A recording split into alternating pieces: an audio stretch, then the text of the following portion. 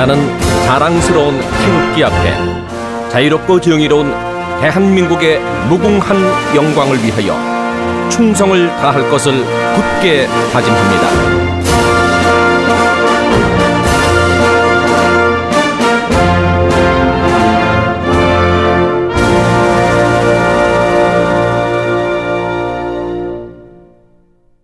대면으로 개최하는 첫 연차 공동학술대회입니다.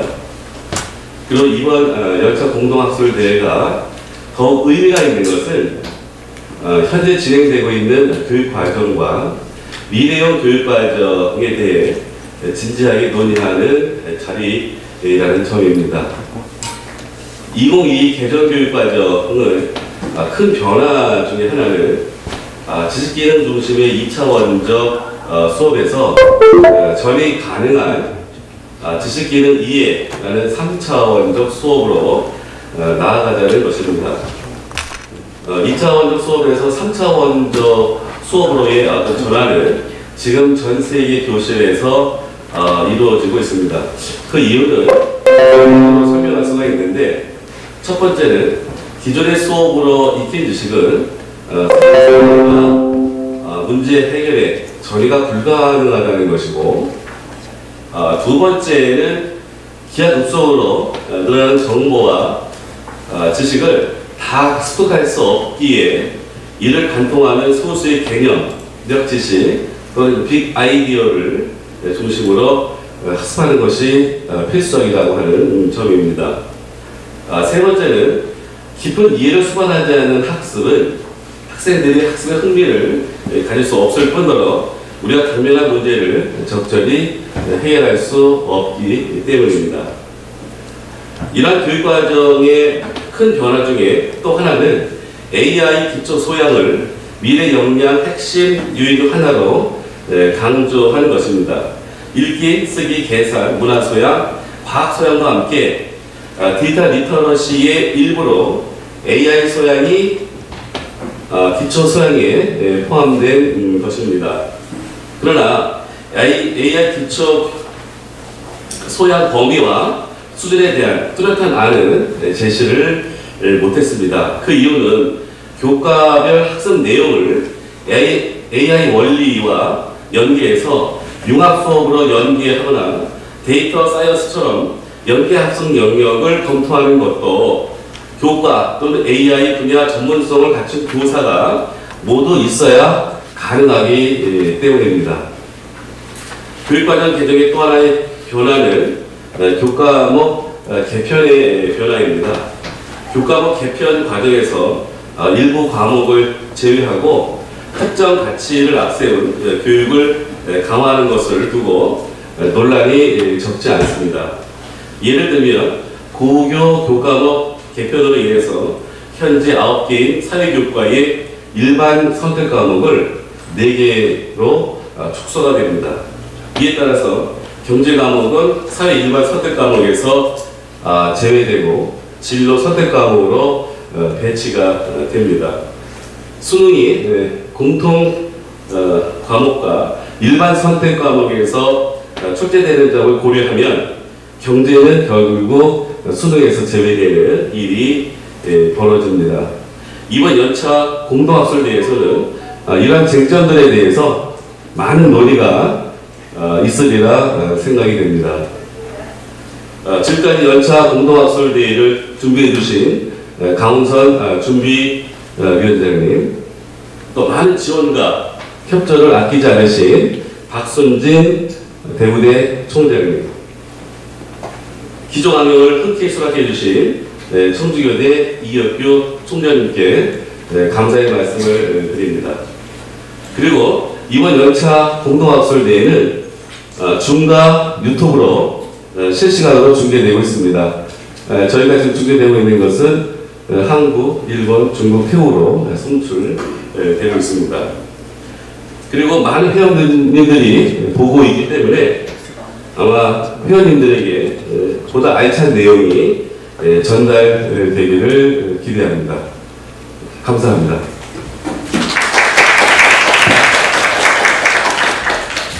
네, 한국사회과교육학회 학회장이시자 한국열린교육학회 학회장이신 이광석 학회장님의 인사 말씀이었습니다. 제가 처음 그 시작을 시술한 것 같습니다. 오늘 행사는 한국사회과교육학회와 한국열린교육학회의 영차 공동학술대회입니다. 네, 감사합니다. 다음으로 대구대학교 박순진 총장님의 축사가 있겠습니다. 그 축사에 앞서서 박순진 총장님의 양력을 간단히 소개해 드리겠습니다. 박순진 총장님은 서울대학교 사회학과를 졸업하시고 같은 대학원에서 석사, 박사학위를 취득하셨습니다. 한국형사정책연구원 선임연구원을 거쳐 2001년 3월에 대구대학교 경찰행정학과 교수로 부임하셔서 교무부처장, 기획부처장, 기획처장, 행정대학, 경찰행정학과장 등 주요 보직을 역임하셨습니다. 올해 7월 1일자로 대구대학교 제13대 총장으로 취임하셨습니다. 네, 박순진 총장님을 단상으로 모시겠습니다.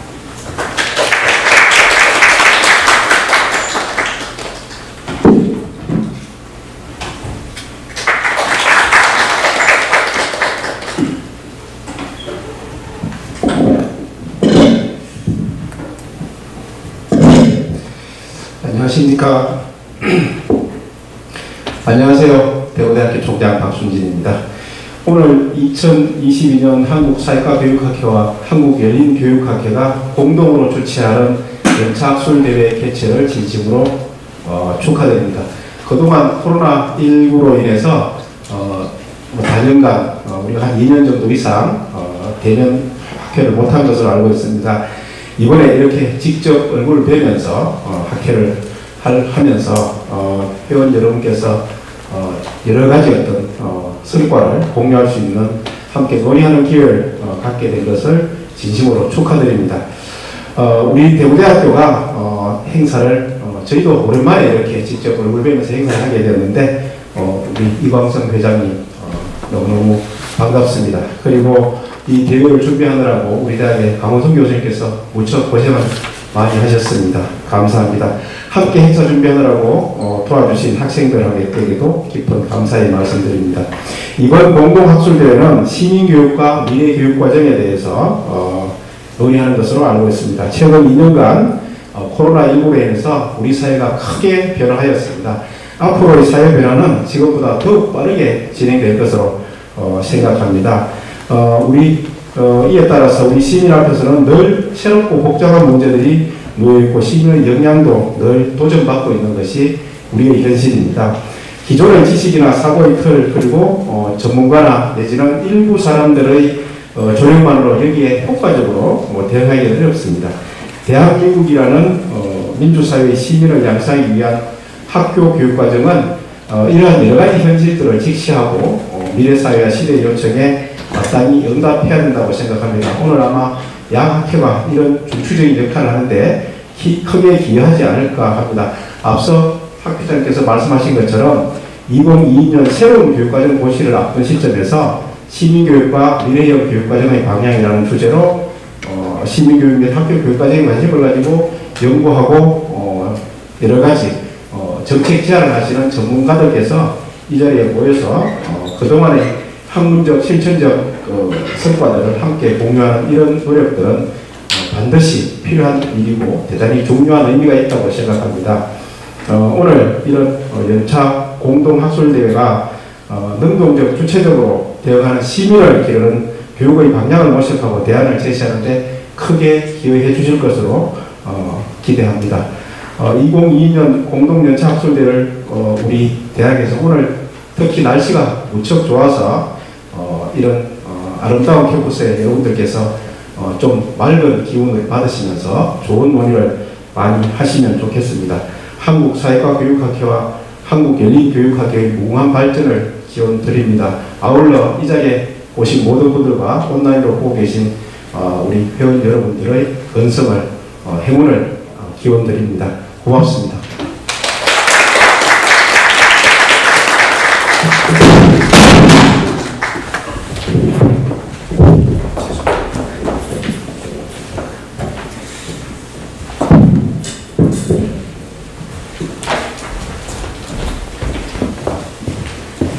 네, 박순진 네, 박순진 총장님의 뜻깊은 축사였습니다. 네, 감사합니다. 네, 조금 빠른 진행이 되고 있는데요. 네, 이어서 전임 학회장님이신 청주교육대학교 이혁규 총장님의 기조 강연이 있겠습니다. 조금 빠르게 진행해도 될까요, 교수님? 지금, 네. 무려 15분이 앞섰지만, 네. 15분이 앞서면 네. 어떻게 할까요, 회장님? 예, 지금 이게 중계되고 있기 때문에 하시고 그거 뒤에 본 사람들 물어볼 수 있거든요. 진행하시고 저희 식사 안 돌려봤으면 좋겠어요. 이게 수천에 수많은 네, 그러면 이혁규 총장님을 단상으로 모시겠습니다. 포인트가 있어요. 또 단이 있는 게 좋을까요? 확인해서 드리겠습니다.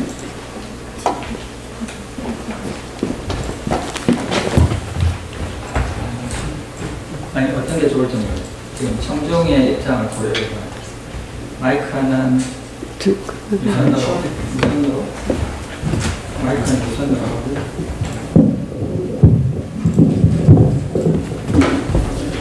포인트를 주셔야 돼요. 네.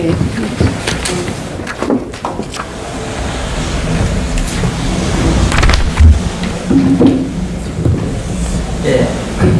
너무 빨리 시작하는 걸로, 뭐 이런저런 걸로 시간 좀 때우고, 제때 시작하면 좋지 않을까요? 네. 저희, 사실 열린교육학회 또 한국사회과교육학회 저도 전임 회장을 맡았는데, 지난 몇 년 동안 코로나로 인해서 이렇게 대면에서 행사를 하는 게 거의 없었습니다. 오랜만에 이 화창한 날씨에 대구대학에 와서 우리 대면으로 이렇게 행사를 할 수 있게 돼서 정말 감사하고 또 기쁘게 생각합니다. 그리고 준비해 주신 강우선 교수님 감사하다고 했습니다. 마음으로는 이렇게 엎드려 절을 하고 싶은데 그리고 학회나 일정들이 많으실 텐데 토요일 귀한 시간을 내서 우리 축사해 주신 우리 총장님께도 다시 감사합니다. 준비해 주신 회장님들, 임원들 모두 감사드리고요. 요 포인트 점검 좀 하고 사실 저도 마음이 좀 설레서 좀 일찍 오려고 그랬어요. 일찍 오려고 아침 6시에 좀 나서서 제가 지금 청주에 차가 없어가지고 렌트를 했는데 아침에 갖다 놓고 시동을 걸었더니 공기압이 낮은 걸로 빨간불이 들어오는 거예요. 그걸 몰고 오면 중간에 무슨 일이 있을지 몰라서 급하게 차를 AS를 불렀는데 1시간 이상 지체가 돼서 사실 조마조마한 마음으로 왔어요. 빨리 대처가 안 되면 청주에서 대구까지 달려오려고 생각했는데 그래도 잘 해결돼서 제 시간에 도착할 수 있게 됐습니다. 오늘 이 주제 이 주제와 관련된 이야기들을 조금 천천히 나누고요. 기조 강연의 설치가, 모든 강연의 설치가 빨리 맞추면 빨리 맞출수록 좋다.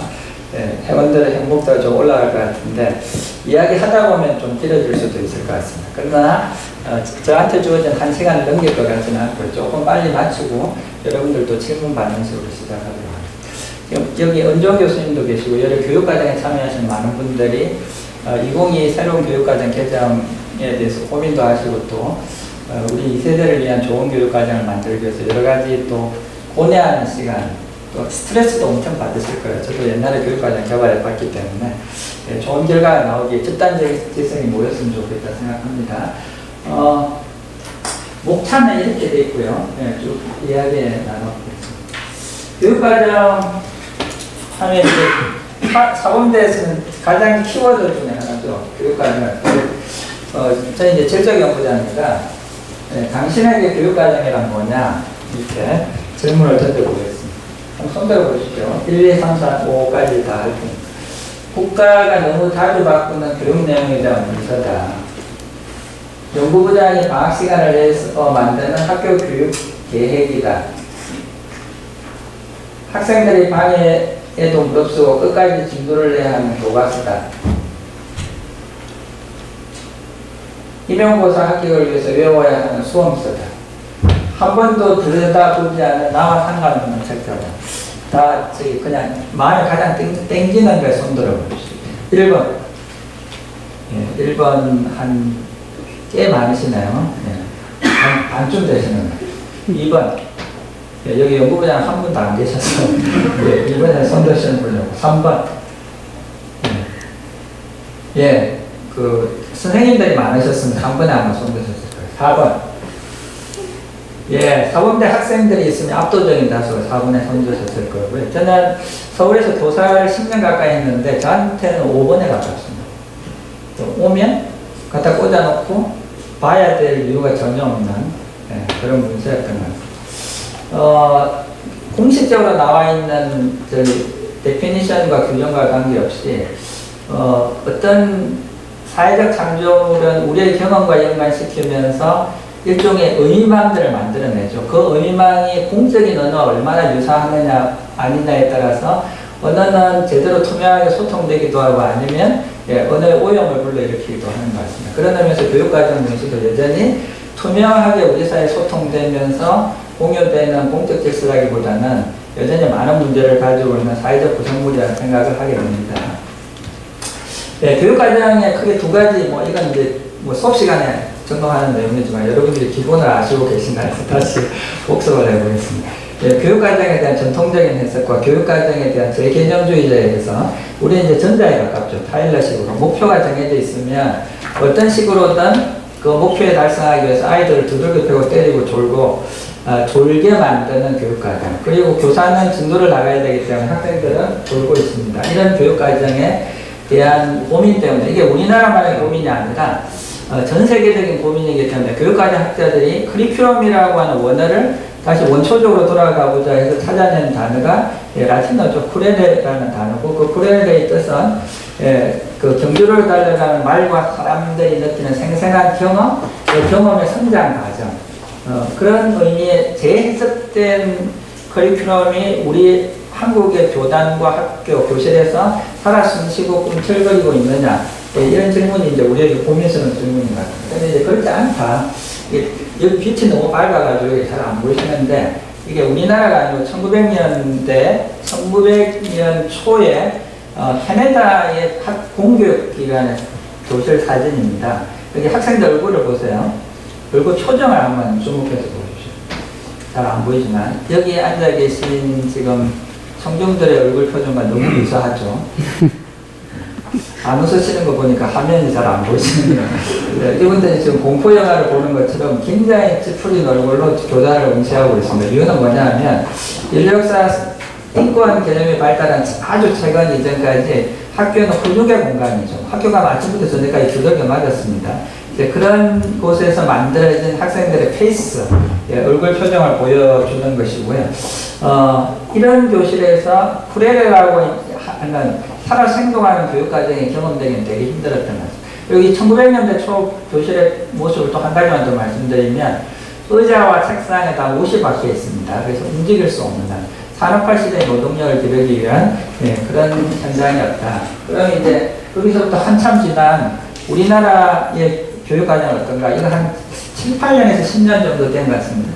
사회과 전공하시는 선생님이신데 서울의 수석선생님이신데 매일 무슨 과제를 내시냐 하면 학생들한테 나와 공부의 관계를 진솔하게 그림으로 그려내면 수행평가 점수를 준다. 수많은 학생들이 그려내는데 적어도 50% 이상의 학생들이 이런 부정적인 그림을 그립니다. 근데 그 부정적인 그림에 악권 중에 하나가 이런 그림 아닐까. 옛날에 이제 그 형별 중에 그런 거 있었잖아요. 사지거열형이라고 해서 소나 말을 사지한 다음에 신호를 하면 땡겨서 몸을 찢어서 죽이는. 그래서 학습에 대한 즐거움과 새로운 탐구에 대한 즐거움을 느껴야 될 공간인데 사지를 지금 뭐가 뜯고 있죠? 영어, 국어, 수학, 과탐. 여기 사탐이 없다는 게 너무 다행입니다. 그러고 있습니다. 뭐까지 그렇게 그려가지고. 이 커리큘럼은 어떤 커리큘럼일까에 대한 고민이 있는 거죠. 그 다음에 요거 제가 자주 이제 그 강연이나 강의 시간에 쓰는 컷인데, 누구의 교실일까요, 이 교실이? 제가 한 3, 4분 저기 말씀드린 것 같은데, 제가 강의를 잘할 것 같습니까? 못할 것 같습니다. 잘할 것 같습니다. 네, 여기서 못할 것 같다고 그러면 나가라고 예. 제가 강의를 썩 잘하는 편은 아니지만, 뭐, 그래도 못하는 편은 아닌데, 예, 이게 누구 강의실이냐면 제 강의실입니다. 학생들이 앞자리부터 앉아있을까요? 뒷자리부터 앉아있을까요? 오늘 이 강연장은 매우 독특한 강연장입니다. 왜냐하면 앞부분에 굉장히 많은 분들이 앉아 계시고, 이건 한국 사회에서는 기적 같은 일입니다. 다 뒷자리부터 앉으시죠. 네, 혹시나 강연하는 사람이나 수업하는 선생님으로 지적받을까 가능하면 세이프티 존으로 가서. 네, 책 중에 이런 거 있었잖아요. 두려움과 배움은 함께 춤출 수 없다.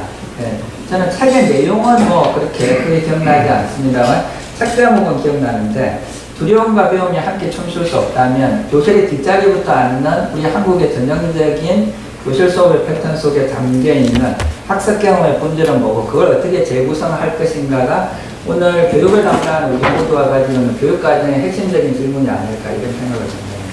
그걸 국가교육과정이라고 하는 공적 작업에서 어떻게 녹여낼까, 정신으로 또는 실제로 녹여낼까에 대한 고민을 좀 하면 좋을 것 같습니다.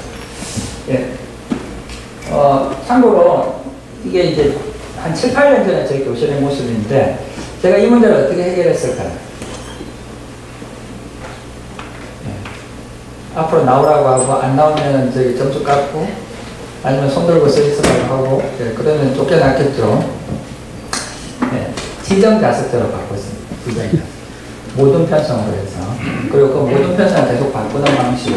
네, 저는 이제 수업의 반 이상을 활동형 수업으로 하기 때문에, 이렇게 앉혀놓으면, 한 학기 내내 앉는 자리가 고정이 되더라고요. 그 다음에 옆에 있는 가까운 친구에게 앉고, 그 패턴은 그 사회적 관계, 사회 수업에서 소셜 릴레이션이라는 게 되게 중요하잖아요. 나와 만나고 싶지 않은 아이들에게도 강제적으로 앉히고, 그 학생과 즐겁게 학습을 하거나 또는 견뎌낼 수 있는 경험이라도 하게 하는 건 되게 중요한 것 같고, 그런 의미에서 협동학습, 모둠 수업 이런 것들은 굉장히 중요하게 활용되어야 될 사회적 스킬입니다. 자, 그 총장님 안 가세요?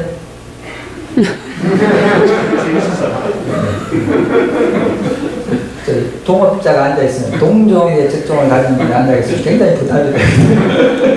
예. 저기 적절할 때 뭐 끝까지 앉아 계셔도 저기 말리지는 않겠습니다. 그렇지만 저기 부담된다. 자, 예, 결국 이제 쿠레레라고 하면 경험이 그 본질이니까 경험에 대한 이야기를 할 수밖에 없고요. 오늘 제 발표도 제 경험과 연결되어 있습니다. 그래서 제가 교육과정에 시험 경험을 했던 게 1999년입니다. 그전에는 그냥 교사했던 제 서구에 꽂혀있던 의미 없는 문제였는데, 제가 박사를 96년에 받고 나서 교육과정 평가원, 교육개발원입니다. 그 당시에는. 교육개발원의 사회과 연구팀에 갔더니 뭘 하고 있었냐면, 7차 교육과정 개정 작업을 막 시작하고 있었습니다. 여러분들이 교육과정 개발에 참여하신 분들은 다 아시겠지만, 그 과정은 결코 평화롭지 않죠. 멱살 잡잖아요. 특정한 교과의 수업 실수를 줄이겠다고 하면 멱살 잡고 집어 던지고 바닥에 누워서 농성하고 하는 매우 정치적인 투쟁이었다. 그래서 그때 각병선 원장, 그때는 원장님은 아니셨던 것 같은데, 각병선 교육학자께서 이런 말씀을 나직한 소리를 했던 기억이 나요. 교육과정 개발 과정은 교육적이어야 됩니다. 그 말이 저한테 굉장히 강하게 와서 꽂혔습니다. 라이더가 한 말이었는데, 예, 오늘 우리가 이제 그런 문제를 어떻게 조금은 나아졌을까, 한 20, 30년 지났는데 나아졌을까에 대한 선찰적 질문은 여전히 ING형인 것 같고요. 또 하나가 뭐였냐면, 비동시성의 동시성이라는 말을 사회학에서는 되게 많이 쓰잖아요. 비동시성의 동시성이라는 게 뭐냐면, 7차 교육과정 개정 작업을 막 시작하고 있는데, 사회과 연구팀에 소속된 제 연구, 그러니까 이제 제가 이제 초임 연구자로 들어갔는데, 저한테 맡겨진 역할이 뭐냐면, 6차 교육과정의 5, 6학년 교과서를 검토하고 마무리하는 작업을 하고 있었어요. 그러니까 이제 제가 인지적 구조화가 생기는 거죠. 교육과정을 만든다고 하면, 교육과정 만드는 것은 맨 처음에 뭐죠? 이전 교육과정에 뭐가 문제가 있는가를 검토하고 거기서 문제를 뽑고 하는 기납적 프로세스가 되게 중요한데, 6차 교육과정이 현장에 아직 투입도 안 됐는데 교과서를 만들고 있는데 옆방에서는 뭘 하고 있냐면 7차 교육과정이 어떻게 되고 7차 교육과정의 개정 작업을 열심히 하고 있는 거예요. 그러면 반성과 성찰, 그 다음에 개발사의 간격이 전혀 없는 거죠. 이게 근데 그 당시 교육과정만 그런 게 아니고 한국의 역대 교육과정은 이 모순 논법에서 벗어나고 있습니다. 여전히 이것도 이제 고민거리인 거죠. 이제 한마디 더 요거 이제 말씀드리려다 보니 버스를 운전을 하고 오면서 이제 딴 생각 안 하려고 했는데 딴 생각이 좀 나는 거예요. 99년이 내가 교육과정과 관련된 첫 경험일까를 생각해 봤더니 그게 아닌 거예요. 네, 그 앞부분에 한참 이전에 경험이 있었어요. 언제 경험이 떠올랐냐면 초등학교 3학년 때인가 5학년 때인가 옛날에는 왜 책을 팔러 다녔잖아요. 책을 만들어내면 요즘 같은 루트가 없으니까 우리 집에 책 파는 대학생들이 찾아와가지고 우리 어머님에게 교육과정이 바뀌었으니 새로운 교육 수업을 해야 된다. 그리고 학생들이 새롭게 공부해야 된다. 그런데 이 책이 거기에 튜닝돼서 만들어진 책이다. 꼭 사라고 권했어요. 근데 이제 저희 어머니가 듣다가 이제 상수에 만나서 그 책을 사신 거죠. 저도 옆자리에서 들었습니다. 그때 기억이 이제 나중에 재구성된 기억인지 모르지만 그때 대학생들이 뭐냐면 3차 교육과정이 바뀌었는데 이전과 다르게 학문중심 교육과정입니다. 그러니까 옛날처럼 공부하면 안 된다. 이 책 꼭 사가지고 열심히 공부시켜야 된다. 그래서 그 두꺼운 책을 사가지고 집에서 읽었던 기억이 나요. 그게 교육과정과 관련된 제 어린 시절의 첫 경험이었고 학문중심 교육과정과 관련된 책은 무지 어려웠던 기억이 나요. 자, 그래서 제가 이제 연구자로서의 첫 경험이 신기했기 때문에 이제 질적 연구라는 게 그런 거잖아요. 기본적으로 자기가 살고 있는 세상에 대한 궁금증 그리고 그 속에 담겨 있는 문화적 의미를 해석하는 것. 그게 그래서 이제 뭘 해봤냐면 7차 교육과정에 참여했던 사람들 인터뷰에서 이제 논문을 썼죠. 네, 7차 교육과정 개정 과정에 대한 연구로 논문을 썼습니다. 지금 이제 제가 한 20몇 년 지났는데 학자로서 제 반성은 그 뒤로 교육과정이 바뀔 때마다 이 작업을 했어야 되는데 이때 하고 못했습니다. 매우 치명적인 연구사의 좀 한계라고 생각합니다. 사실 이 작업을 꾸준히 했었어야 됩니다. 그 다음에 이제 교육과정이 바뀌고 나면 그 다음 하는 작업이 우리 같은 이제 교과 연구자들은 교과서를 쓰죠. 교과서로 들어갔는데 이게 독특한 거예요. 교과서 쓰는 경우. 여기 교과서 쓰신 분들이 되게 많으실 텐데 교과서 쓰기 전에 저는 어떻게 생각했냐면 논문 쓰는 게 어려울까 교과서 쓰는 게 어려울까. 여기도 한번 손 들어보세요. 논문 쓰는 게 더 어렵다. 손 들어. 여기는 다 공부가 쉬웠어요. 한 연습을 많이 해봤어요. 자, 교과서가 더 쉽다. 손 들어. 둘 다 너무 쉽다. 교과서를 쓰기 전까지 저는 그렇게 생각했어요. 논문 쓰는 것보다 교과서 쓰기는 훨씬 쉽지. 알고 있는 내용 좀 쉽게 풀었으면 되니까. 근데 교과서 쓰러 들어갔더니 이렇게 생고생이 없는 거예요. 그래서 이제 생각해 본 거죠. 교과서를 쓰는 글쓰기 경험은 어떤 다른 태스크를 요구하기 때문에 이렇게 힘들까. 제가 이제 논문도 쓰고 가끔가다 이제 신문에 투고한 적도 가끔 있고 그 다음에 이런 일기를 쓰거나 서간문을 쓰거나 그런 걸도 있는데 교과서 쓰기에 독특한 처음적 경험은 뭘까? 그래도 이제 질적 연구자도 궁금해했습니다. 그래서 그게 적합한 방법이 뭔가를 항상 고민하다가 이제 쓴 논문이 이겁니다. 교과서 쓰기에 대한 현상학적 참. 이건 조금 나누고 싶은데 사실은 학문적 글쓰기는 상향적 글쓰기입니다. 왜냐하면 학문적 글쓰기라고 하는 것이 논문에 실리고 그 배틀에서 이기기 위해서는 적어도 나와 동등한 지적 능력을 가지거나 나보다 조금 더 나은 지적 능력을 가진 사람들에게 논리적으로 설득이 돼야 되잖아요. 네. 이론적으로 적는데요. 일종의 쟁론의 장이죠. 그건 되게 어려운 일이에요.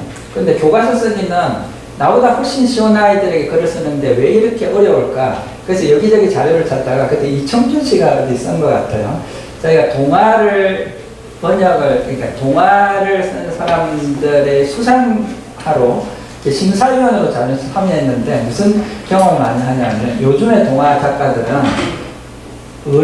아이의 입을 빌어서 어른의 이야기를 하고 있습니다. 그건 적절하지 않다. 진정한 동화 작가가 되기 위해서는 아동으로 육화되는 체험을 해야 된다는 글이 있었어요. 그래서 제가 그 경험을 가지고 제 교과서 경험을 되게 해석을 해봤더니 좋은 교과서 쓰기는 이중의 육화되기 체험이라고 하는 교육적 글쓰기라는 생각을 하게 됩니다. 첫 번째는 누구의 눈높이로 낮아져야 되냐면 학자의 눈높이에서 가르치는 교사의 눈높이로 낮아져야 돼요.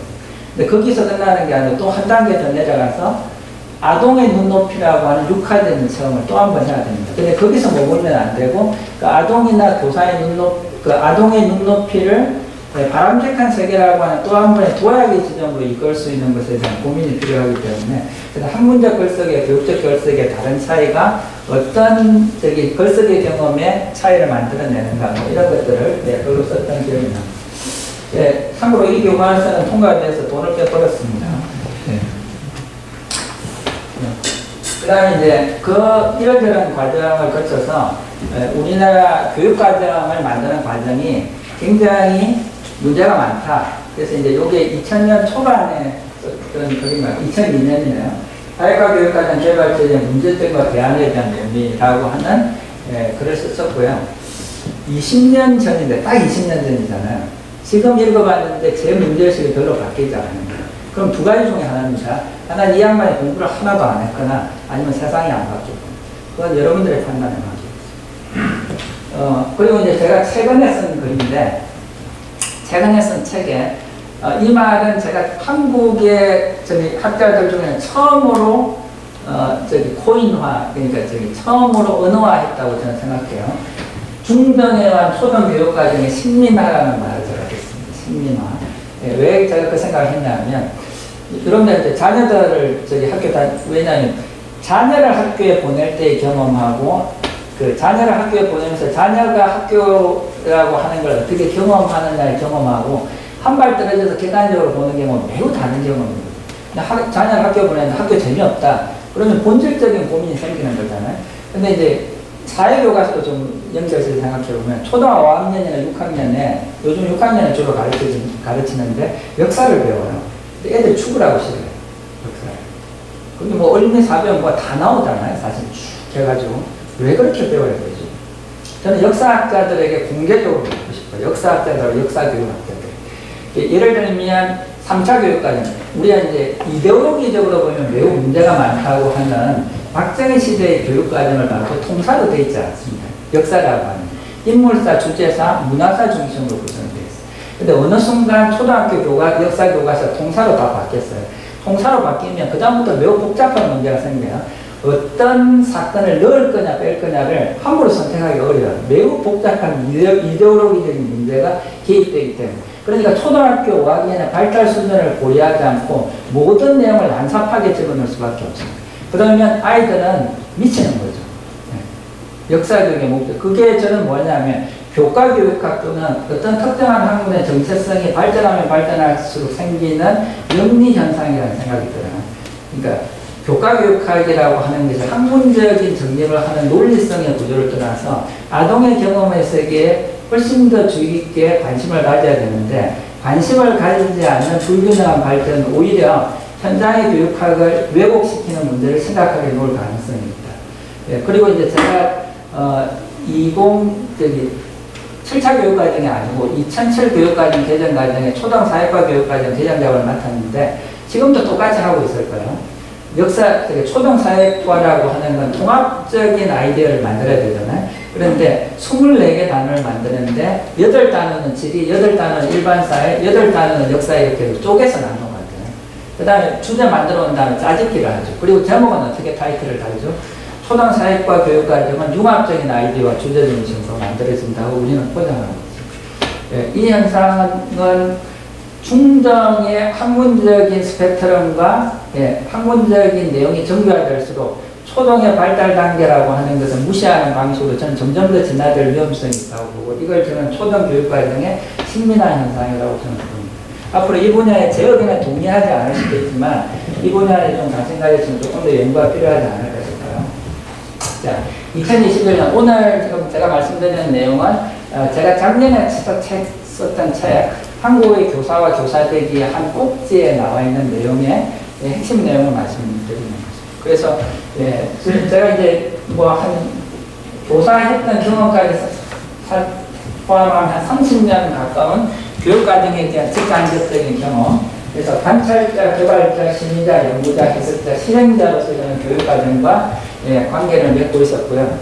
그런 과정에서 한국의 교육과정은 패러다임의 전환, 오늘 제목이 그거잖아요. 패러다임. 패러다임이 잘 바뀌나요? 패러다임이 잘 바뀌지 않습니다. 잘 바뀌지 않지만 패러다임이 시프트 되기 위해서는 정상적인 상황에서 해결되지 않은 문제들이 꾸준히 쌓이고, 그래서 구축의 패러다임으로는 더 이상 해결되지 않는다고 생각하는 문제들이 어느 정도 사회적 공감대를 이룰 때 패러다임이 바뀌는 거라고 봐요. 그런 의미에서 제가 지금 하는 작업도 패러다임이 언젠가는 바뀔 거를 생각하고 돌을 또 하나 던지는 거죠. 그런 의미의 돌 던지기 작업은 계속돼야 됩니다. 네. 그 다음에 국가교육과정 개정 방식에 대한 문제. 이게 이제 패러다임 논쟁이죠. 한국에서 교육과정 개정 방식에 대한 패러다임 논쟁이 본격적으로 붙었던 거는 2000년대 초반, 1990년대 말, 2000년대 초반이었습니다. 왜 그랬을까 생각해 보니까 돌아가서 한번 생각해 보세요. 98. 돌아가셔서 생각하지 마세요. 돌아가서. 시계를 거꾸로 돌려서. 90년대 말은 그 밀레니엄에 대한 기대와 흥분으로 사회가 들썩거리던 때입니다. 그래서 제가 그때 96년에 저기 한국교육개발원에 가서 교육과정을 개발할 때 교육과정에 대한 공식, 비공식 명칭이 뭐였냐면 교육과정 2000이었어요. 그러니까 1000년을 내다보는 교육과정을 만든다고 하는 흥분, 기대 뭐 이런 것들이 있었던 거죠. 그래서 여러분들이 이제 과거 기억에 있겠지만 수준별 교육과정이라든지 이런 아이디어, 10+2라는 아이디어, 이런 아이디어들이 총체적으로 새롭게 실험되는 무대였다는 걸 좀 기억하시면 좋을 것 같습니다. 그래서 뭐도 논쟁이 붙었냐면 교육과정 개정 방식이라고 하는 걸 패러다임 시프트 해야 되지 않느냐에 대한 논쟁도 이 당시에 좀 본격적으로 교육학자들 간에 있었습니다. 이제 크게 이제 두 가지가 있었죠. 하나는 홍우조로 대표되는 그 교육과정 패러다임을 바꿔야 된다고 주장하는 사람들이 있어요. 그래서 잘 아시는 내용을 제가 반복하는 것일 수도 있습니다만, 다시 말씀드려 보겠습니다. 국가교육과정, 한국의 국가교육과정 개정 방식의 특징은 주기적으로 바뀐다. 그리고 한 번 바꾸면 얼굴만 조금 바꾸고 뭐 몸매만 조금 바꾸고 하는 게 아니고 전신 다 바꾼다. 위에서부터 발끝까지. 여러분들 이제 교육과정 문서 보시면 아시겠지만 1차 교육과정부터 6차 교육과정까지 보면 사회과의 목표 성격 내용이 다 바뀌어요. 그죠? 네. 이런 식으로 바꿨다 이거죠. 그 다음에 이제 일시적인 개정 방식이다. 한 번에 국어부터 실과, 음악, 체육까지 한 번에 다 바꾸는 거죠. 그런 식의 교육과정 개정 방식이다. 그리고 그 개정 방식의 문제점은 뭐냐. 제가 아까 말씀드렸듯이 그리고 그 개정 주기도 정치 권력에 따라서 짧게는 5년, 길어봤자 10년이니까 앞에 교육과정에 투입도 되기 전에 새로 만들어진다. 그래서 뭐가 반영이 되지 않는다? 운영 경험의 호순환, 과거의 경험이 축적되지 않는다는 겁니다. 그 다음에 교과중심 교육과정, 요건 이제 교육학자들이 주로 이야기하는 거죠. 뭐 바꾸려고 했더니 국어는 안 돼, 수학은 안 돼. 그 다음에 우리 저기 실수 좀 줄이겠다고 했더니 우리는 절대 못 줄여. 얘는 교과 이기주의의 판이다. 주로 그쪽 사람들은 그렇게 생각하는데 이 문제에 대해서 저는 이견은 좀 있습니다. 뒷부분에 질문하시는 시간이 나오면 좀 이야기해요. 총론과 강론이 국가교육과정 질과정이요. 이런 걸 바탕으로 한꺼번에 전면 바꾸기보다는 필요하면 수시로 바꾸는 부분 수시 개정 형태로 바꾸자고 하는 대안을 던졌습니다. 그때 저는 어느 편이었냐면 이쪽 편이었어요. 사실은. 그러면서 전면 개정 방식에서 부분 수시 개정 방식으로 전환하자는 주장을 했던 거죠. 그런데 이제 김재춘, 여기 영남대 지금 부총장을 하시고 계신데, 김재춘 교수께서,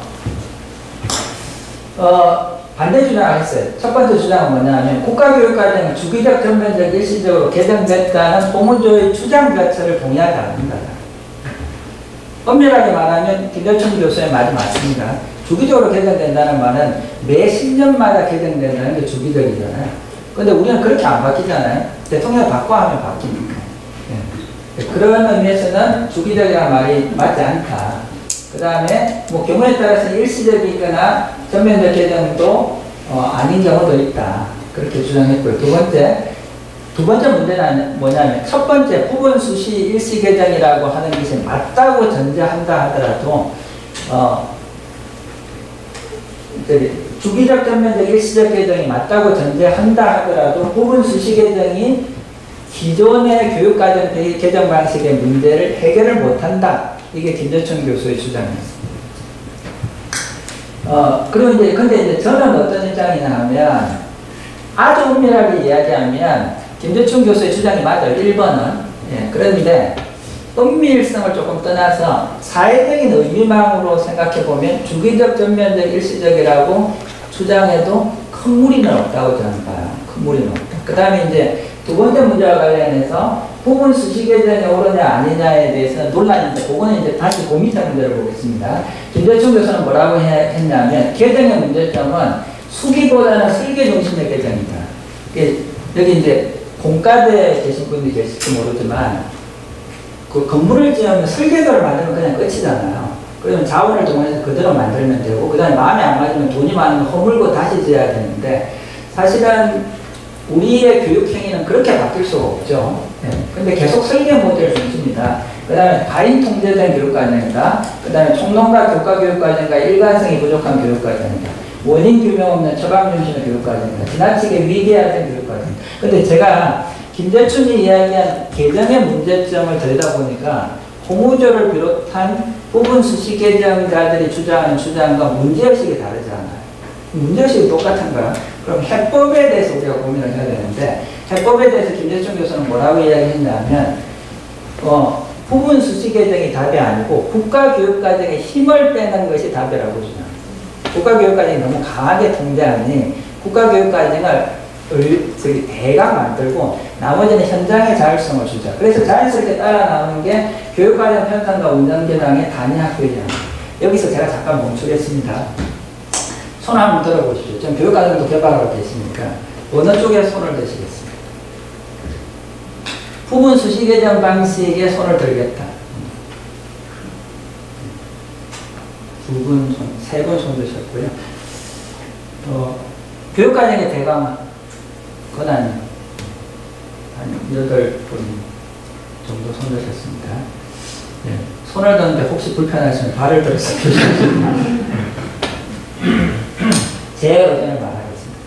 저는 우리나라 공식 교육과정 문서에 이 07 교육과정부터 부분 수시 개정 방식으로 바꿨다고 공개적으로 혼명하고 있는데, 저는 제 해석으로는 한국의 현재 교육과정에서 부분 수시 개정 방식이 말 그대로 실천된 적은 한 번도 없다. 이게 제 견해입니다. 왜 그러냐면, 교육과정의 부분 수시 개정의 본질을 저는 빼먹었다고 봐요. 이건 이제 학자마다 견해의 차이기 때문에. 근데 부분 수시 개정의 본질이 뭐였냐면, 허경철 박사가 만들어 놓은 아이디어가 이거였어요. 저는 이 아이디어에 대체적으로 동의해요. 수시 부분 개정 방식이라는 건 정부가 필요하면 올해 국어 바꾸고 내년에 수학 바꾸고 그 다음에 사회 바꾸고 그게 아니고, 국가가 만드는 교육과정의 프로세스를 바꾸겠다는 거예요. 그러니까 뭐죠? 지금 국회에서 뭐 하고 있죠? 국회가 열리고 회기가 바뀌면 법이 만들어지는데, 새로운 법이 만들어지면 회기마다 바뀌잖아요. 사실은 사회적인 여론을 얻거나 하면 국회의 다수를 얻으면.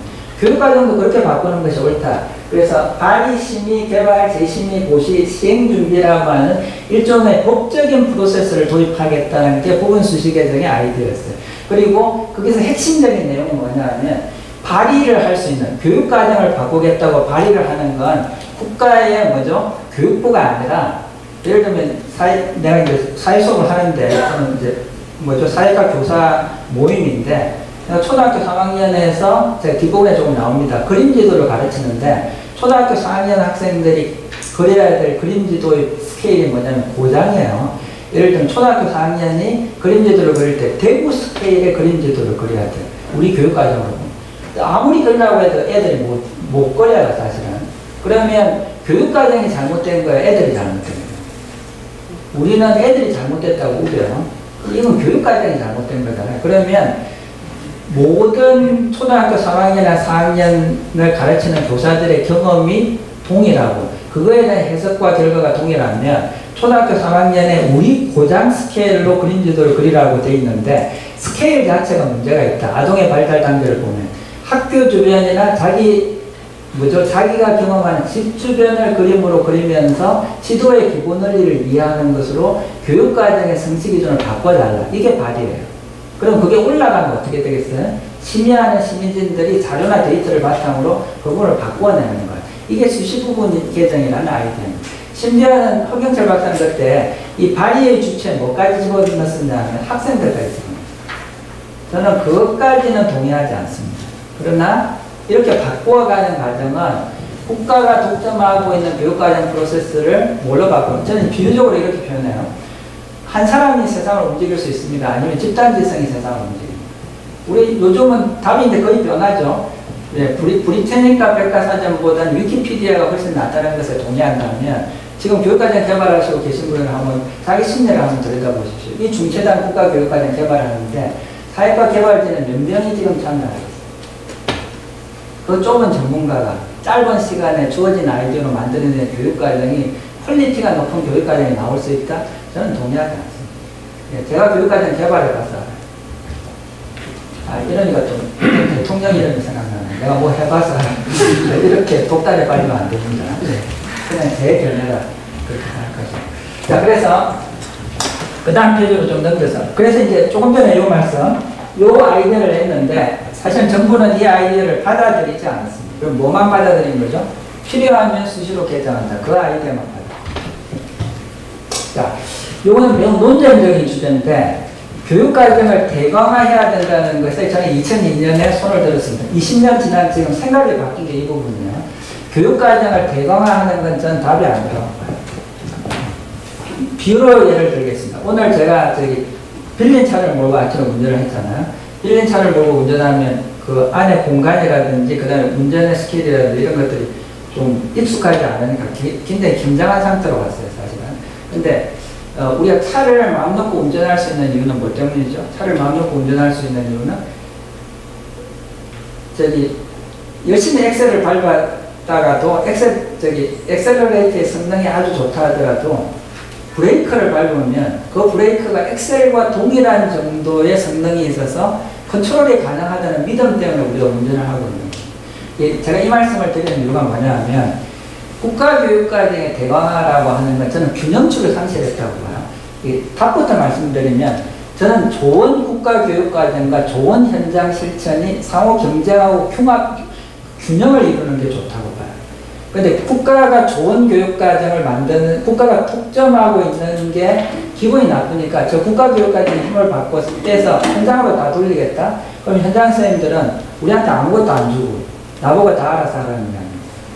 저는 그건 나쁜 사이클이라고 보는 거죠. 좋은 국가교육과정과 좋은 국가교육과정을 만들어서 줘서 좀 초임교사나 그분의 버벅거리는 선생님이나 그 주제가 익숙하지 않은 선생님이 들여다봐도 그걸 따라만 해도 일정한 정도의 수업이 될 수 있을 정도의 표준적이고 좋은 도구를 제공하는 것. 그럼 국가가 해야 될 일입니다. 왜 병원에 가시나요? 병원 의사가 자기 개인적으로 진단하고 개인적으로 처방하면 오지 않을 거예요. 그런데 의료라고 하는 건 한 시대의 의료계와 의료계를 둘러싸고 있는 기기들의 총체가 그걸 지원하고 있는 거예요. MRI를 그 의사가 만드는 건 아니죠. 그죠? 그러나 MRI가 없이 의사가 정확하게 의료를 판단할 수 없잖아요. 도구라고 하는 건 그만큼 중요한 겁니다. 앵겔스트롬의 주장이 그거죠. 도구를 만드는 거. 도구 없이, 좋은 도구 없이, 근데 이제 제가 이 주장을 했는데, 제 생각이 잘못됐나 해서 살려봤더니, 이것도 외국 학자들도 의견이 다양할 테니까, 미국에서 2019년에 나온 NCE라고 하는 미국의 국립연구소에서 나온 책인데, 전 세계적으로 교육을 잘하고 있는 나라들을 벤치마킹한 책입니다. 그 책에서 지방 분권화되어 있고 교육과정을 각 주에서 만들고 교사들의 자율성이 강한 이 미국에서 어느 나라를 부러워하냐 하면 덴마크, 호주 이런 나라 교육과정이 너무 좋다. 너무 좋다는 것의 근거가 이거야. 너무 자세하게 잘 돼. 교육과정의 성취 기준도 잘 돼 있을 뿐만 아니라 이 성취 기준을 제대로 학생들이 달성했다고 하는 학생 작품의 예시와 이 예시가 왜 좋은가에 대한 선생님의 추석까지 다 제공합니다. 얼마나 좋은 교육과정이에요. 교육과정에 힘을 뺀다는 것에 저는 동의하지 않습니다. 좋은 교육과정입니다. 대강화. 그런데 또 한 번 뭐냐면, 그래서 상세화돼야 됩니다. 그런데 어떤 건 뭐냐면 대강화도 필요하다고 생각해요. 그래서 뭐 이런 거죠. 힘을 뺄 때는 빼고 집어낼 때는 집어넣고 우리 국가교육과정 문서를 봐서 통제와 권한이 강한 지나치게 과대한 부분은 힘을 빼고 현장 선생님들에게 도움이 부족한 부분은 훨씬 더 상세하고 이 두 가지가 저는 같이 가야 된다. 그리고 좋은 교육과정을 만들어주되 이걸 금가옥조처럼 따라야 된다고 생각하는 건 브레이크의 역할을 무시하는 거예요. 뭐죠? 선생님들이 열심히 그걸 하되 우리 교실의 경험이나 집단적 경험을 바탕으로 이 교육과정은 안 맞다 그러면 언제든지 발언하고 바꾸어낼 수 있는 거죠. 그게 엑셀과 브레이크가 함께 작동하는 거예요. 근데 저는 미스펑션 하고 있다고 봐요. 우리나라 80년 국가교육과정 여전히 이 주제에서 크게 벗어나 있다. 국가 통제로부터 벗어나고 있지 않다고 봅니다. 자, 그래서 저와 유사한 제 생각이 옳은가는 사실은 확신하기 어렵죠. 근데 다른 나라의 대가들이 유사한 주장을 하면 조금 힘을 받잖아요. 그래서 이제 이게 누구의 주장이냐면 사토 마나부의 주장입니다. 일본에서 가장 유명한 교육학자죠. 사토 마나부. 사토 마나부의 책에 나와 있는 이야기입니다. 아이들을 어떻게 가르칠 것인가를 보면 일본, 중국, 한국처럼 국가교육과정의 전통이 강한 나라에는 연구개발 보건 모델에 따라서 교육과정을 개발하고 그러면 교육과정이 바뀐다 하면 메인 시간이 뭐냐면 학문적, 사회적 요구를 분석한 다음에 교육과정 개발 시스템을 만들고 개발해서 보급하는 겁니다. 개발과 보급 모델. 근데 사토 마나부는 이걸 냉비난하고 이렇게 교육과정을 바꾸면 안 됩니다. 그러면서 대안으로 제시한 교육과정이 이 모델이죠. 무슨 모델? 실천 비평 개발입니다. 첫 번째 해야 될 게 뭐냐면 사회적 요구 조사하고 학문적 동향 검토하고가 아니라 현재 살아있는 교육과정, 커리큘럼 인유저라고 영어로 표현하죠. 살아있는 교육과정을 꼼꼼히 들여다보는 것에서부터 교육과정 개정 작업을 시작하세요. 오늘 우리는 그걸 제대로 하고 있냐? 이게 우리에게 함께 묻고 싶은 질문입니다. 그리고 이게 반성적인 성찰도 좀 해야 되니까 여러분 너는 이제 이런 이야기 제가 조금 웅변적으로 이야기하기 때문에 조금 앉아 계시다가 너는 잘하고 있냐 이렇게 질문해서 못하고 있다고 답하겠습니다. 제가 7차 교육과정 조금 전에 보여드린 정치교과서와 사회문화 교과서인가요? 교과서 두 권을 제가 만들었는데 7차 교육과정은 정부가 게을렀는지 뭐 어땠는지 10년 동안 바꾸지 않은 교육과정입니다. 10년 동안 교과서가 만들어서 현장에 투입되는 동안에 제가 교과서 개발한다고 그렇게 에너지를 들였는데 실제 내가 만들어서 채택된 고등학교나 중학교에 한 번도 가서 그 수업 내가 만든 교과서의 내용이 어떻게 학생들에게 가르치고 있는지 들여다본 적이 없어요. 제가 매우 현장 지향적인 연구자입니다. 오늘 우리는 그런 오류를 범하고 있는가 아닌가에 대해서 좀 집단적으로 물어야 된다. 자, 그래서 관찰과 기록을 하다 보면 문제가 생기는 거죠. 학생들이 생생한 성장의 경험이 일어나는 경우가 있는데 일어나지 않는 경우는 뭐가 문제일까? 애가 문제일까? 교사가 문제일까? 애도 교사도 문제가 아니다면 교과서나 교육과정이 문제일까? 그러면 비평의 수준이 어디까지 올라오는 거죠? 수업 비평이나 교사에 대한 비평을 넘어서 국가교육과정에 대한 비평의 단계까지 올라오는 거죠. 그러면 그 교육과정에 대한 비평 작업이 비로소 교육과정 개발에 피드백 되는 거예요. 어느 쪽이 더 좋다고 생각해요? 여기서 잠깐 손들어 보시죠. 자, 우리에게 익숙한 전자가 좋다고 생각하세요? 이쪽이 좋은 모델이에요. 이 모델이 괜찮은 것 같습니다.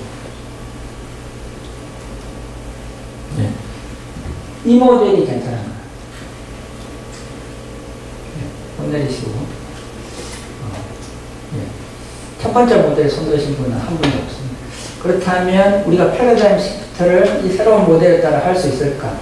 이 새로운 모델이 반영되는 국가의 교육과정 개발 체제는 어떤 것이 해야 될까에 대한 고민이 저는 필요하다고.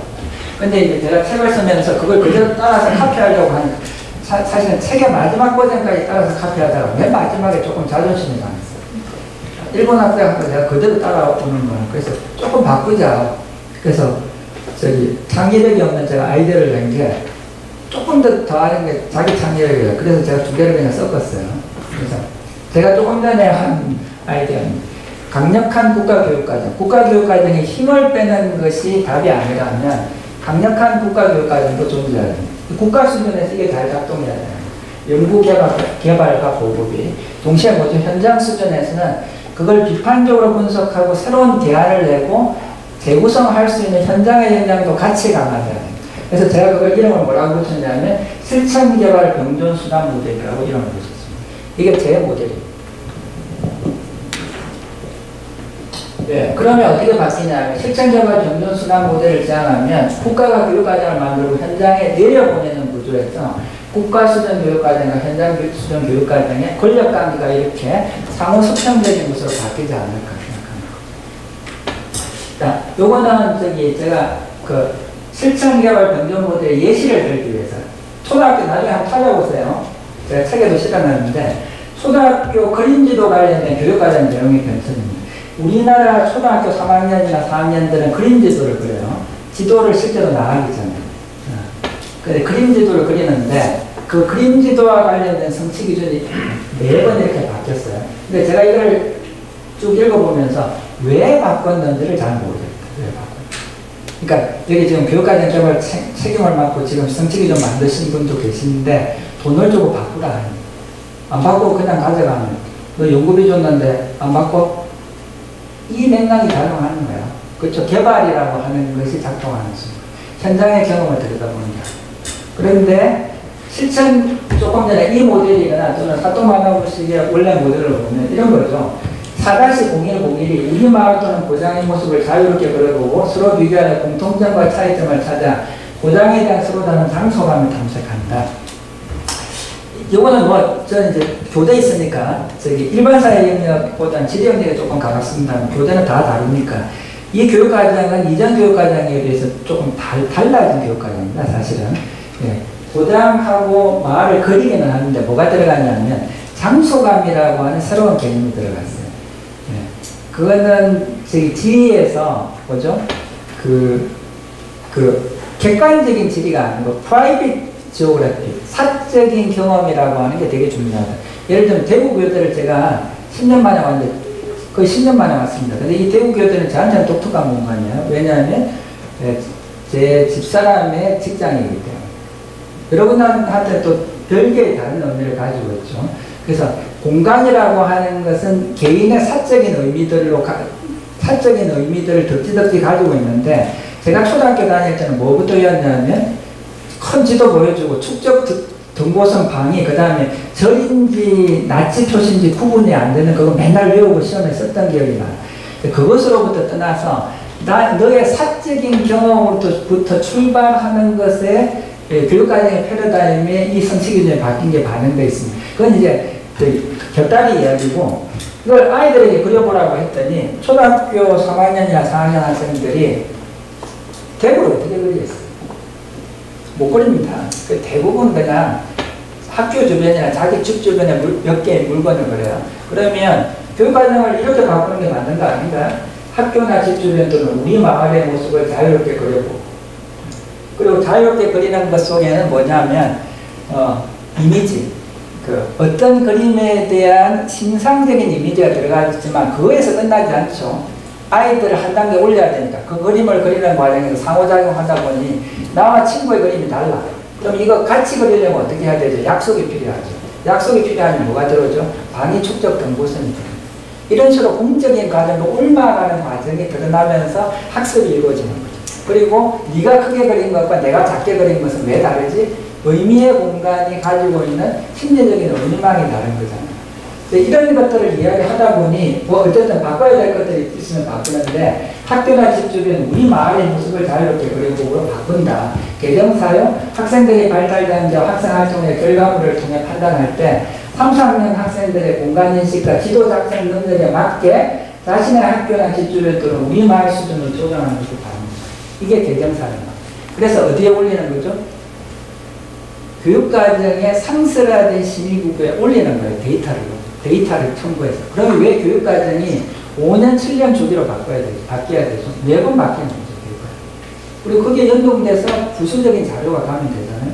그러면 교사들의 우리가 가르치는 한국사회 몇만 명이 이 주제를 가르칠 텐데, 집단적인 경험이 국가교육과정 문서와 상호순환하는 일종의 생태계가 만들어집니다. 근데 우리는 뭐죠? 교육과정 잘 만들겠다고 돈도 많이 안 줘요. 만들어 보셔서 아시다시피. 동원하는 학자의 수도 적고 만들어가지고 실도 높지 않는 교육과정에 기반해서 교과서 만들고 현장에 던져준다면 그 다음에 들여다보질 않아요. 그리고 나서 시간이 지나면 또 교육과정 만들어요. 학생들의 경험은 어떻게, 교사들의 경험은 어떻게 교육과정에 피드백되고 하면서 질 높은 교육과정이 만들어졌어요. 제가 지금 드리는 말씀은 조금 극단적인 이야기입니다. 물론 열심히 들여다보고 피드백하기 위한 노력을 하기도 하지만 패러다임 시프트라는 측면에서 보면 안 하고 있다고 보는 것이 맞아요. 이제 이야기 조금만 더 하고 여러분들 질문 조금 받고 빠르게 마무리하겠습니다. 자, 역시 이제 교육과정의 최종적인 실행자는 교사이기 때문에 교사를 어떻게 보느냐는 되게 중요합니다. 이거는 이제 외국에서 한번 보시면 좋은데 미국 학자가 그림으로 그린 거예요. Teachers activity to improve instruction. 수업을 개선하기 위해서 교사들이 어디에 시간을 많이 썼느냐. 미국하고 이거보다 이렇게 다른 게 놀랍죠. 약간 가장됐을 수도 있지만 미국 교사들은 어디에 시간을 많이 쓰냐 하면 Find our right curriculum, try to align it 해서 뭐냐 교육과정 얼라인먼트 시간을 많이 씁니다. 교육과정을 일체화시키는데 그러니까 교육과정 문서를 들여다봐야 돼요. 다양한 교육과정이 있고 표준적인 교과서나 이런 걸 선택하기도 하지만 교사의 자율성이 강하죠. 근데 일본의 교사들은 뭐 하는 데 시간을 많이 쓰냐 Watch and discuss each other's classroom. 서로 교실 수업 열심히 들여다보고 토론하고 바꾸는 데 시간을 많이 써요.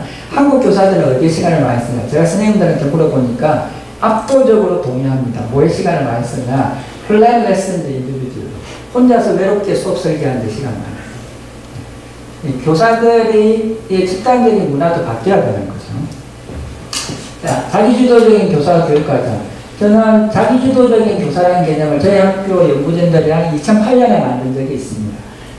그 첫 번째가 교육과정의 능동적인 실행자부터 성찰자 과목, 비평자 과목, 학생과 상황에 대한 감수성, 대화 소통, 실천과 기록의 창조. 이런 것이 있다고 보고요. 교육과정과 관련해서 교사는 수동적인 사용자가 아니라 사용자 개발자 혹은 나아가서 개발자 사용자까지 능동적인 역할이 주어져야 된다고 봅니다. 여기에 역시 대학의 연구자도 함께 조인하는 공동의 연구 집단이라는 거고 요거는 벤 플래처 이야기입니다. 벤 플래처가 위에 세 가지를 이야기했는데 그게 한국 학자가 하나를 더 붙인 겁니다. 교사 역할과 관련해서 교육과정 재구성이라는 말을 전통적으로 썼는데 교육과정 문해력, 교육과정 비평 이쪽으로 갈수록 교사의 힘이 강해지는 거죠. 저는 방향은 이쪽으로 봐야 된다고 봐요. 조금 그냥 넘어가겠습니다.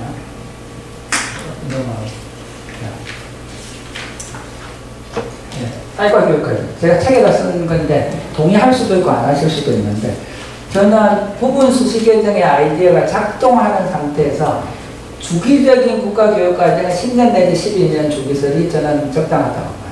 일본이 10년 주기설로 하고 있고 핀란드도 10년으로 하고 있는 걸로 알고 있습니다. 자, 10년으로 해야 뭐죠? 한 번 교육과정 만든 게 초등학교 1학년에서 고등학교 10학년 또는 초등학교 3학년에서 고등학교 12학년까지 한 차례는 볼 수 있는 거예요. 한국의 교육과정은 교육과정을 만들고 나서 초등학교 1학년이 시작한 교육과정이 고등학교 10학년까지 한 차례도 돈 적이 거의 없습니다. 한국의 교육과정은 현장에서 한 번도 실행된 적이 없는 미생의 교육과정을 우리가 지금까지 계속 만듭니다. 그게 옳은가? 그 다음에 실천개발 경조순환 모델에 기반해서 현장의 실천이 국가교육과정에 반영될 수 있는 절차를 마련해요. 교육과정 문서를 연성문서가 아니고 경성문서를 법을 바꿀 때 어떻게 바꾸세요? 법을 처음부터 끝까지 바꾸세요. 이 법조문을 바꿔야 될 필요가 있을 때 바꾸는 게 일반적인 일입니다. 전면 제정하는 경우도 있죠. 왜 교육과정 문서를 성취기 중 하나하나를 다 바꿔야 되죠? 데이터와 경험도 쌓이지 않아요. 저는 그래서 결과적으로 한국의 교육과정 문서의 개발 과정은 현장 교사들의 경험을 철저히 무시하도록 설계되어 있다고. 필요가 없는 거예요. 내 아이디어로 만드는 거예요. 그런데 경성문서로 바꿔보세요. 이거 바꿔야 되는데 증거를 가져와. 그럼 뭘 해야 되죠? 현장에 실천된 데이터와 증거를 가져와야 돼요. 또는 뭐죠? 학문적인 재신 경향이나 외국의 사례를 가져와요. 그러면 교육과정 문서를 바꾸는 과정이 매우 논리적으로 엄밀해질 수밖에 없어요. 그 다음에 국가교육과정 문서를 잘 만들기 위해 노력해야 되고요. 교육과정에 대한 연구를 상시하고 전문가를 육성해야 됩니다. 국가교육과정의 교육과정 문서의 사용 설명서를 약이 아무리 좋다 하더라도 그 약을 오남용하면 죽을 수도 있습니다. 교육과정을 잘 만들어놨는데 이거 어떻게 사용해야 되지? 교육과정 해설서가 아니고 교육과정에 대한 메타 설명이 들어가요. 예를 들면 사회과 이런 문제 많죠. 논쟁적인 주제를 다루는데 교사가 검찰 수사를 받아요. 복잡하죠. 교육과정 문제, 논쟁적인 문제는 논쟁적으로 다루고 이렇게 다뤄야 되면 교사의 해석의 한계는 어떻다. 그 다음에 문제가 발생할 때는 어떤 프로세스를 해결해야 된다는 가이드라인에서는 들어가야 됩니다.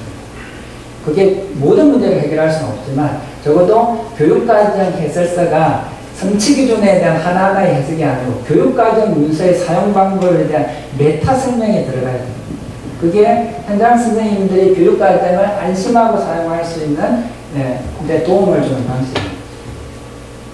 그 다음에 이거는 교육과정 개정과 관련해서 이제 교과 간의 대립인데 이 이야기는 또 따로 하려면 1시간 좀 필요해요. 오늘은 좀 생각하겠습니다. 제가 핫딱지는 게 이거예요.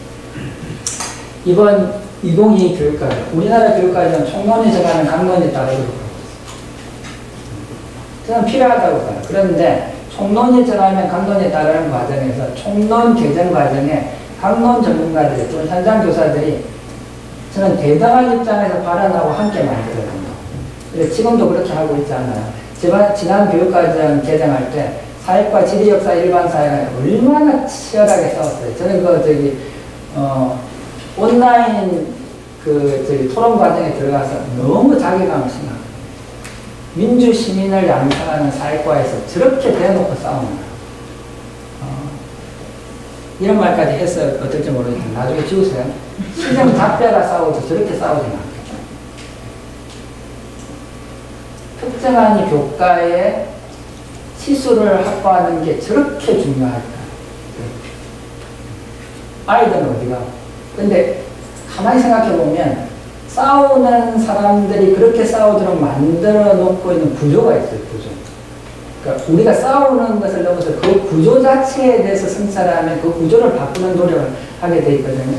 오늘 시간이 없어서 그 이야기까지는 못하겠습니다. 그래서 제가 이제 핫딱지 나서 한 게 뭐냐면 고등학교 고등학교 선택 과목의 구조를 바꿨는데 그 선택 과목 구조 바꾼 절차를 들여다 보니까 몇 달 만에 바뀐 거예요. 그리고 제가 강론 최고 책임자를 여러 사람들 전화해서 물어봤거든요. 이 고등학교에 선택하고 심화 중간에 2개 구조에서 3개 구조로 바뀌었잖아요. 그 다음에 사회과는 선택 6개인가 해서 4개로 줄어들고 이런 복잡한 과정에서 결과는 그만두고 그 과정에 참여하는 과정에서 국어, 수학, 영어, 사회 모든 연구자들이 들어가서 동등하게 의논하면서 만들어지는 전혀 아닙니다. 어떤 분들은 자기는 거기에 참여도 못했대요.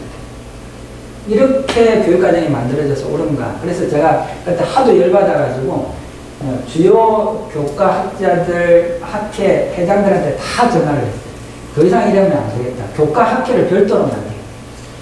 그래서 이게 사인을 받은 문서예요. 2021년 12월 31일. 근데 열받는다는 건 뭐예요? 열받는 건 에너지입니다. 근데 열받는 에너지를 365일 지속할 수 있을까요? 그러면 이제 조금 이따 부고가 날아오죠. 그래서 제가 열이 빠진 거예요. 그리고 전화를 했더니 네가 하면 따라만 하겠네. 네 의견에 전적으로 동의하지만 우리 학교도 바꾸고 하니 네가 하면 따라만 하겠네. 그러니까 제가 열받는 에너지가 빠지니까 더 이상 추진을 못했어요. 그렇지만 저는 이거는 역사적인 문서로 남겨야 된다고 봐서 다음에 이와 유사한 교육과정 발표나 할 때도 계속 요거는 제가 띄워서 보여드릴게요. 교육과정과 관련된 학회들이 조금 더 능동적으로 모여서 결국 우리 좋자고 하는 것이 아니잖아요. 결국은 현장의 학생들이 조금 더 즐거운 교육과정을 경험하면서 성장을 맛보고 새로운 세상에 대한 꿈을 가질 수 있도록 교육과정이 잘 만들어져야 합니다. 제가 조금 일찍 시작해서 시간을 보니까 50분 정도 긴 시간을 발표해 주셔서 감사드리고 가시면 좋겠다고 계속 눈치를 줬으면 불구하고 시간이 안 되겠습니다. 원장님께도 감사합니다. 질문 한두 번 받고 마칩니다.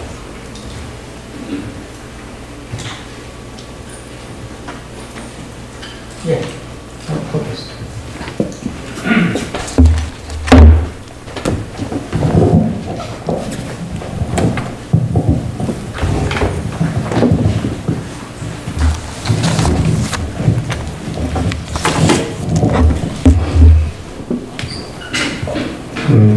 예, 광주교대 허성준입니다. 저는 평소에 이 국가교육과정에 대해서 굉장히 비판적인 입장을 가지고 있는데요. 국가교육과정이 필요하다고는 생각을 합니다. 근데 근본적으로 교육과정이 학생을 위한 교육과정이 아니라 물론 교장님께서 말씀하셨지만 교육과정에 학생의 삶에 대한 고려가 빠져있고 학생의 굉장히 다양한 차이에 대한 고려도 빠져있고 차이에 따른 교육적 요구도 빠져있다. 그걸 충족시킬 수 있는 교육과정이 되지 못한다. 과연 그 많은 내용이 다 모든 학생들에게 다 필요한가? 그렇게 물어봤을 때 그걸 누가 답을 할 수 있을 것인지 저는 굉장히 의문스럽거든요. 근데 이건 예컨대 수준별 교육과정 해가지고 수업 속에서 학생들이 가지고 있는 다양한 차이를 고려할 수 있겠다고 말을 하지만 사실 그건 수업 문제가 아니라 교육과정의 문제거든요. 그래서 제 개인적인 생각은 그 많은 내용이 모든 학생들이 다 필요하지 않다. 그래서 학생들이 자기 자신의 개별 교육 과정을 구성해서 자기 스스로 배워나가 자기가 원하는, 자기가 하고 싶어하는 것을 그렇게 해나가는 것이 미래의 방향이 되지 않겠나 생각을 하는데요. 그 총장의 생각은 어떠신지 궁금합니다. 감사합니다. 바로바로 답할까요? 아니면 한두 번 질문하고 종합적으로 답할까요? 한두 번 더 질문하시고 종합적으로 답할까요? 좋은 질문 감사합니다.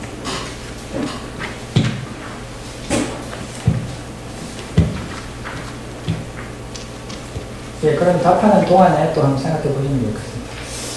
좋은 국가교육과정이 뭔지에 대한 우리의 삶도 분명하지는 않습니다. 제가 아까 그 말씀 드렸죠. 어떤 건 대강화해야 되고, 어떤 건 힘을 빼야 되고, 어떤 건 상쇄해야 된다. 그 다음에 교육과정에 대한 메타 해석도 필요하다. 이런 이야기도 좀 들었는데, 저는 한국이 지금 그렇잖아요. 수출주도 해외에 의존해서 그렇게 성장하고 있는데, 삼성이나 다국적 기업들이 해외 첨단 트렌드를 알아내기 위해서 얼마나 R&D 비용을 들일까요? 상상할 수 없는 R&D 비용을 들일까요? 한국의 교육계는 그게 심각한 의문이 있습니다. 저를 포함해서. 예를 들어 IB와 관련인데 이게 지금 지난주에 제가 엊그제 대구 와가지고 전국교육감협의회에 잠깐 방문해서 이런 데 이야기를 조금 나눴는데요. IB가 지금 교육감협의회 주요 이슈예요. 근데 학계는 동일한 관심을 가지고 있을까요? 찬성 반대를 떠나가지고 인터내셔널 트렌드의 탑에 가 있는 거잖아요. 그럼 그걸 자세히 들여다보고 우리 교육과정하고 어떻게 연계시킬까에 대한 고민이 좀 필요한 것 같아요. 좀 전에 허상민 교수님이 이야기한 학생 개개인의 교육과정을 만들어야 된다는 아이디어를 강력한 국가교육과정하고 어떻게 접합시킬까? 제가 이제 미국 애들 책을 보니까 뉴질랜드 교육과정이 괜찮다, 호주 교육과정이 괜찮다 하는 내용에 예를 들면 세계사를 배우는 부분이 적혀 있습니다. 세계사를 배우는데 이게 상상이 안 되죠. 근대를 배우는데 근대하면 근대 세계사 하면 기억나는 게 뭐가 있죠? 과학혁명, 시민혁명, 제국주의, 그 다음에 뭐 있죠? 여러 가지 나와 있잖아요. 뭘 가장 필수로 배워야 되지? 제가 생각이 안 나요. 세 가지만 이야기해요. 과학혁명, 시민혁명, 산업혁명, 제국주의 네 가지를 이야기했어요. 이 네 가지를 다 배우도록 되어 있는 게 아니고 이 네 가지가 선택이에요. 이 네 가지 중에 하나를 선택해서 아이들이 집중적으로 학습한 다음에 함께 나누는 거예요. 교육과정이 그렇게 선택하게 되어 있어요. 그러면 우리는 지금 초등학교 6학년 학생들에게 고조선부터 어디까지를, 현대까지를 하나도 안 빼고 배우도록 강요하고 있잖아요. 그럼 이게 전 세계적인 좋은 교육과정의 트렌드를 우리는 따르고 있는 것인가? 에 대한 질문을 저는 제기할 필요가 있습니다. 좋은 교육과정이 뭔가에 대해서 조금 더 저희는 R&D 해야 된다고 보고, 그런 의미에서 보면 필수적으로 배워야 될 것을 줄이고 선택의 강도를 늘리면 저는 학생의 개개의 교육과정이 재구성되는 좋은 교육과정이 가능하다고 봐요. 그런 거에 대한 제대로 된 연구가 또는 제대로 된 벤치마킹이 우리에게 일어나고 있는 거에 대한 질문을 우리가 함께 좀 물어야 됩니다. 허성준 교수님에 대한 제 답변입니다.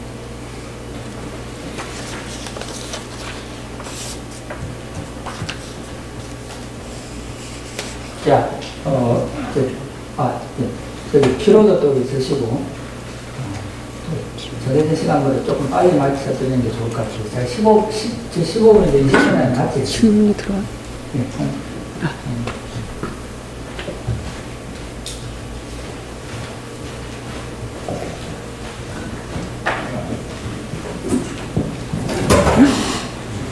나오셨습니다. 그냥 일어나셔서 말씀. 그냥 예. 선생님 강의 너무 감동적이고 또 많이 배웠습니다. 너무 감사합니다. 저는 이 질문을 다른 분들도 다 같이 갖고 계신 생각일 거라고 생각하는데요. 아주 현실적인 질문입니다. 실천 개발 공정 수능 모델에 대해서 제시를 해주셨는데 이게 기존의 국가교육과정과 그다음에 교사의 현장 실천의 교육과정을 접목한 굉장히 우리 유용한 모델이다라고 생각합니다. 그런데 아주 현실적으로 다양한 교사들의 의견을 듣고 현장의 의견을 듣다 보면 지금 우리도 방치를 위한 가장 큰 문제가 너무나 다양하다는 문제가 있습니다. 정치적으로, 종교적으로, 사회 집단 간의 그런 다양한 의견들을 어떻게 종합해낼 수 있을까에 대한 아이디어가 있으신지 궁금합니다. 그 질문만 답하고 마무리하겠습니다. 신의 시간 질문 중요한. 그 문제는 교육과정을 실천병존 순환 모델로 하든 연구개발 보건 모델로 하든 저는 항상 더 있는 거예요. 그렇잖아요? 지금 국가가 개발한다고 해서 조용한가요? 저는 요즘처럼 우리 사회가 지금 다양화되는 것에 제가 깜짝 놀라요. 건국절을 비롯한 역사 쪽의 논쟁들도 옛날에 우리가 들은 적이 없는 논쟁들이잖아요, 사실은.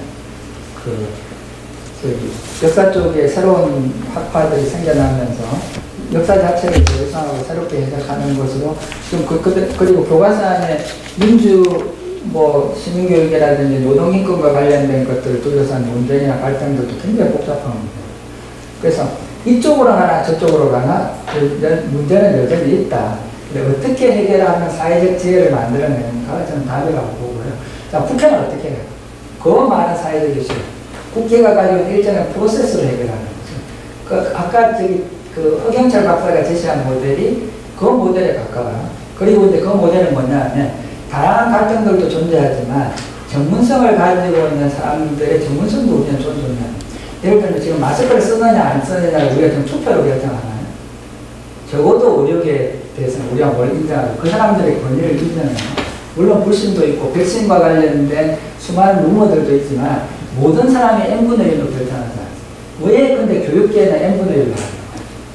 저는 이 교육계에 잔존하고 있는 엄청난 포퓰러리즘에 대해서 저는 분노를 느껴요. 그리고 그건 거꾸로 우리가 전문가로서 제대로 역할을 하고 있지 않다는 것에 대한 답이죠. 사실 제가 이 책을 쓴 것에 대한 분노감도 그거였어요. 교사 양성체제 바꾼다고 하는데 교대 사대에 대해서 전혀 알지도 못하는 전문가 사람들까지 불러 모아서 32명이 그건 나중에 빼세요.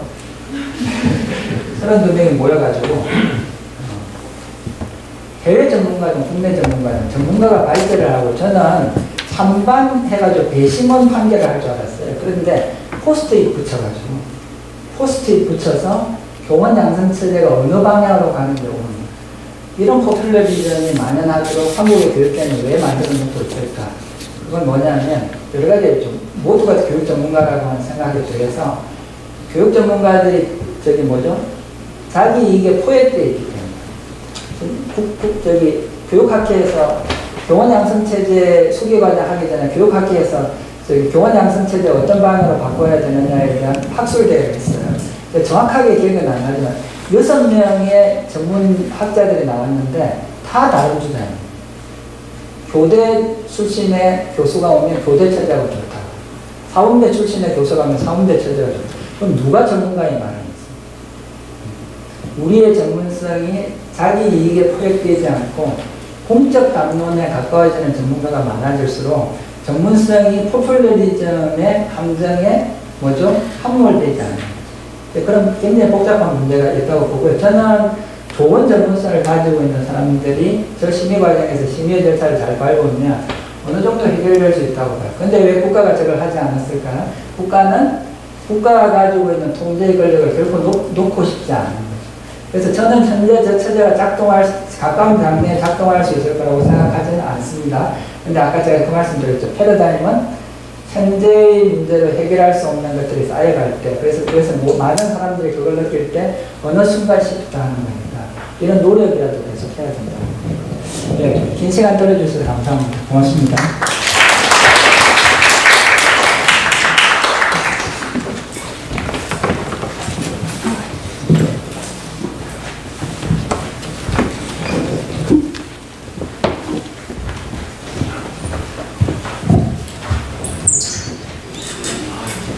지금 한창 2022 개정 교육과정 작업이 그 바삐 마무리되는 시점에서 그 우리나라 사회과 교육, 나아가 우리나라 교육과정의 현실을 되돌아볼 수 있었던 강연이었던 것 같습니다. 네, 감사합니다. 네. 강연 중간에 조금 저희가 시간이 남아서 그 초등교육과정의 그 지역, 사회, 의미의 공간을 말씀하시면서 예, 그 교수님의 사모님과 총장님의 사모님과의 대구의 인연을 말씀해 주셨는데 예, 저도 대구가 의미의 공간입니다. 네. 네, 한 달 전에는 제가 제 고향 진주인데요. 네, 진주의 딸로서 경주교육학회를 참석했다면 네, 오늘은 대구의 며느리로서 네, 이곳 대구대에 방문하였습니다. 네. 네, 그래서 약간 시간이 남아서 제가 빠른 진행 때문에 걱정했는데 이제 교수님의 총장님의 뜻깊은 강의로 네, 시간을 풍성하게 채웠고요. 다음은 저희가 그 내빈 소개를 생략했는데 저희 2020년도에 그 학계에서 사회과 교육에서 새롭게 출발하시는 신임 교수님들을 소개해드릴까 합니다. 네, 많은 분들이 이제 새롭게 출발하셨는데 지금 그 아마 방송으로 보고 계신 것 같고요. 네, 현장에 계신 분들만 네, 소개 올리겠습니다. 네, 카메라를 제가 화면 그리면 일어서 주시고 네, 카메라 좀 돌려주십시오. 네, 그 격식 없이 그냥 임의 순서로 호명드리겠습니다. 네, 춘천교육대학교의 김태한 교수님. 네, 뜨거운 박수 축하해 주시기 바랍니다. 네, 동주교육대학교의 박하나 교수님. 네. 네, 그리고 이곳 대구대와 가장 근접한 곳에서 지금 새롭게 시작하시는 대구교육대학교의 김재근 교수님입니다. 네, 이 외에도 지금 아마 방송으로 보고 계실 것 같은데요. 참여하고 계실 것 같은데요. 청주교육대학교의 박선은 교수님, 서울교육대학교의 이경윤 교수님, 그리고 저희 한국교육과정평가원의 김재호 박사님과 이수정 박사님께서 올 2022년에 새롭게 이제 사회과 교육에서 출발을 하시게 되겠습니다. 네, 그리고 저희가 이제 교육과정에 대해서 강의를 주셔서 저희가 지금 교육과정 개정 때문에 엄청나게 마음고생을 하고 계시는 교수님들을 소개해드리고 싶습니다. 네, 여기 현장에 오셨습니다. 네, 그 서울대학교의 은지용 교수님 참석하셨습니다. 네. 그리고 부산교육대학교에서 지금 초등의 그 엄청난 업무를 맡고 계시는 한춘희 교수님 참석하셨습니다. 그리고 중등 사회과 교육에서 일반사 영역을 지금 책임지고 계시는 전북대학교의 강대현 교수님. 잠시 잘 비우신 것 같습니다. 네, 알겠습니다. 네, 여기서 그러면은 그 내빈 소개는 마치고요. 네, 이것으로 2022년도 연차학술대회의 일부 순서를 마치겠습니다. 네, 중식 후에 오후 1시부터 제2부에서는 분과 발표가 진행될 예정입니다. 오늘 마치는 시간까지 여러분 모두 함께 해주시기 바랍니다. 감사합니다.